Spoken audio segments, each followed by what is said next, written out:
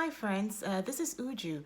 I just wanted to comment on a particular controversy that happened or that has been happening since yesterday, and it's usually not my style. I don't get into a lot of these controversial issues that happen in public and kind of don't seem to concern me, but this particular one has touched a nerve because many of you may have seen a video that I shared on Twitter. I would say that it was originally I think captured and shared by a Twitter handle that is, I think, Eye on Anti-Semitism, and then they tagged Christian Concern, and Christian Concern, of course, are friends of mine, and they also shared it on Twitter. Then I picked it up and shared this video that has been going viral. So I just play a little bit of the video for you, which I suspect you may have seen if you are active on Twitter. Make your life to the Lord Jesus Christ. What are you doing here? I am preaching. You are preaching. I'm going to require you to go away. You can never. Okay, then I will arrest you for a breach of peace. Plain and simple. What breach of peace? This is what you're doing at the moment. You're causing problems, you're disturbing people's days, and you're breaching their peace. Okay, so for that to be dealt with, if you won't go away voluntarily, we will have to arrest I you. will not go away because I need to tell them the truth. Because Jesus is your. Yes, so this man, who I suspect from his, from his accent and the way he's talking, I think he's a Nigerian man who is based in London. I recognize the station where he was picked up by the police. That's Southgate Station, because I went to school in London. I did my master's in London, so I know quite a bit of those areas, especially the train stations. So what happened, apparently, at least from the video, was that there was this Christian man, African man, Christian, who was preaching, and then the two policemen came to him and started to talk to him, telling him that he has to stop what he was doing, which was really preaching Christianity, it seemed. But of course, as we know, with videos that go viral online, we have to approach it with a lot of caution because we don't know what happened before. We don't know what exactly led up to it. So even when I was sharing it, I was kind of cautious, and I was just asking, where is free speech? Because I wasn't exactly sure what had happened, if this man had hurt someone or if anything had happened. But I was quite curious the way the police approached him, and he also kind of stood his ground. He wouldn't stop preaching. Then they took his, at a point he started to quote for them, I think, part of the Gospel of John, where he was saying that they have to repent and give their lives to Christ. If not, they will have to answer when they die on Judgment Day. And at that point, one of the policemen, this London policeman, got triggered, it seemed, and just grabbed him and started to put a handcuff on him. Of course, this was much of a public show, and the other man grabbed his Bible, and we could hear this African man saying, "No, don't take my Bible, don't take my Bible." And then they finally finished the handcuffing, and they walked him away. And of course, people were watching. So this touched a nerve. This touched a nerve in me because being a woman who has come from Africa and have lived in the UK now for 13 years, the one thing that I find quite amazing is how people are allowed on the street to speak their mind, to express their views. Even sometimes walking on the street, you're walking in the London Underground, and there are musicians there. No matter how annoying you think they are, sometimes they're really very loud, but you just walk on by. It's not, with everything we know about free speech in the developed world, everybody just minding their own business, going their own way. If you find someone annoying standing in public square or in a public space, you just walk on by. So I felt that that the police were very, very harsh to him.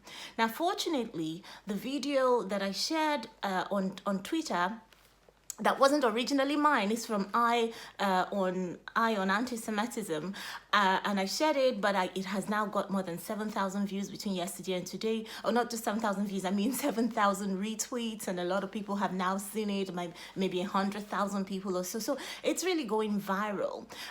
So when I saw the kind of support, that also touched a nerve, a lot of Christians were asking questions and saying, is it a crime to preach the gospel? Is it a crime to talk about Jesus Christ in a loud voice, publicly? We see a lot of other people from other religions doing the same. We haven't seen them arrested. We see people singing on the streets and playing their loud music. We haven't seen them arrested. So what did this Christian man do? So we have all been on that video since yesterday, and everybody commenting and giving their own opinion. Of course, some people are also against the man, saying that he shouldn't be preaching in that way, but most people were in support of this man, saying that it seemed like from the video we had, he was within his right to stand in a public square and speak about his religion and preach the gospel and preach about Jesus Christ, as long as he wasn't hurting anyone or obstructing anyone's path, or being hurtful to anyone. He was within his rights to stand where he was, doing what he was doing. So today I did something that I have never done before. I tagged the Metropolitan Police, the London Police. I tagged them onto that tweet, and I asked them an honest question. And my question was this: how is it that it's already been more than a day? This man was arrested by 2 London policemen, and the police had not given any kind of statement. If you go to their Twitter page or their Twitter timeline, you would see that the London police are constantly talking about people who have been arrested. They're talking about their work. So it really seemed that it could have been right for the London police to make a public statement about this man's arrest, telling people why he was arrested, or what his crime was, or what this was about, or for them to admit that they were wrong in the way he was arrested, if they were wrong. So I asked them the honest question, tagging them on Twitter, asking them, Metropolitan Police, why is it that this man was arrested? Many of us are here on this platform, and we want to know. Within a minute or two, within a few minutes, interestingly, the police replied to my tweet, and they said that they wanted me to DM them. They wanted a direct message. They didn't want to engage with my question publicly. So at least I give them the credit that they responded. And then I went and did some communications with them privately. So it's really because of what happened or what they said to me in this communication that I wanted to make this video. If not, I probably wouldn't have made this video at all, but I wanted to tell people that even from my communications with the police, it's actually a little bit worse than than it appeared on the original video, even though we were all cautious of what could have happened or what led up to it. Now, what the police told me in the direct messaging communications that I had with them was this. They said somebody called in and made a complaint about this man, said he was being Islamophobic, which has become a big thing now, and that that somebody should go and check it out. Now, these policemen went out there, communicated with this man, in this, what was captured, what we all saw on the video, and then eventually arrested him. Now, the police told me in the DM, but when we got to the station, after a while, he was de-arrested. Those were, that was exactly how they expressed it. He said he was an arrest. There was a complaint of Islamophobia by this man, and we went out, we arrested him, we took him to the station, and then he has now been de-arrested and no further action was taken. In other words, they didn't charge him with any crime. So then I asked them, why is it then that he was arrested exactly? Is it because someone said he was being Islamophobic? Is it because someone said, oh, there's a man standing there and he's, being a problem to us, and he's saying things that are against our religion or against the Islam religion, Islam as a religion, or against Muslims? So I asked them why. I just want to know what the crime was. So the police said, well, somebody said he was being Islamophobic. We sent 2 policemen there, and in the course of the time, during the exchange with the policemen, the policeman did admit that there was no Islamophobia in what the man was saying. So we saw there was no real need to keep him. So we released him. Now, what I've told the police is, because I did reply, I said to them, well, it just seems as if this man was arrested on hearsay, because that means any of us, anybody can phone and say, oh, go to Uju's house, she's being Islamophobic, or go and pick this woman up, or go and pick this man up, because they're being racist or Islamophobic or whatever. That's hearsay, and arrest should not be made on hearsay. Especially when the police came and they did spend some time with him. They did make, there was this exchange between them, which wasn't all too friendly, but there was no Islamophobia, and they arrested him.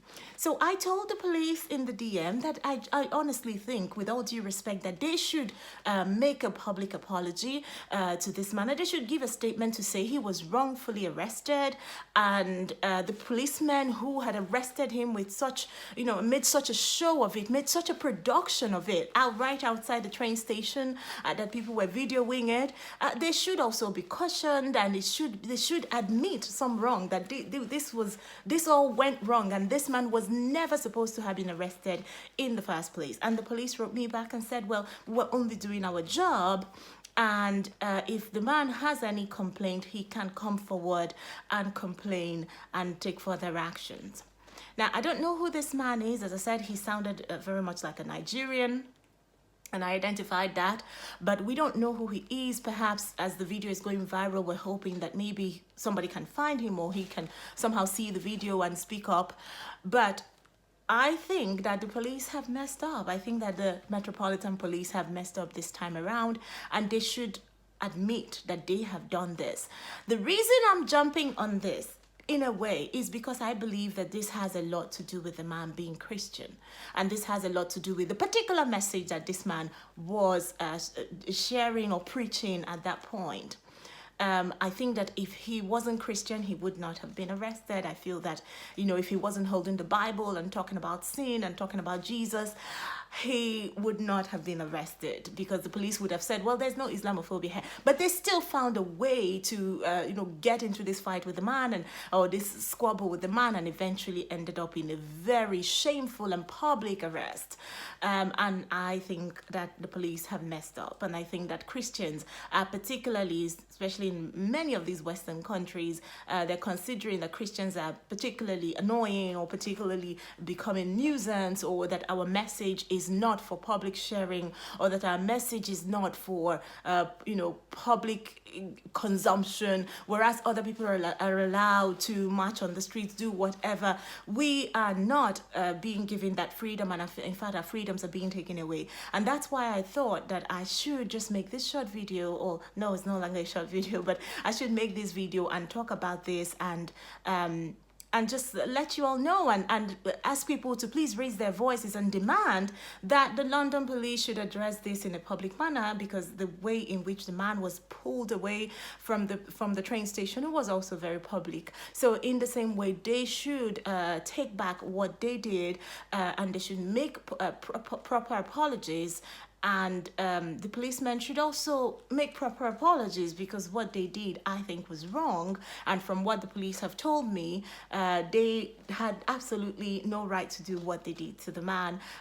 You don't just pick people up, arrest them, and then de-arrest them and say, oh, really, you have done nothing wrong. You don't do that. That's all part of their work at policing. You don't arrest first and then find out if what you're arrested is for right, or I don't know. But you don't arrest based on the fact that somebody called and said you said something that was hurtful to them, or that was hurtful or disrespectful to a religion. This is the United Kingdom. Well, thank you.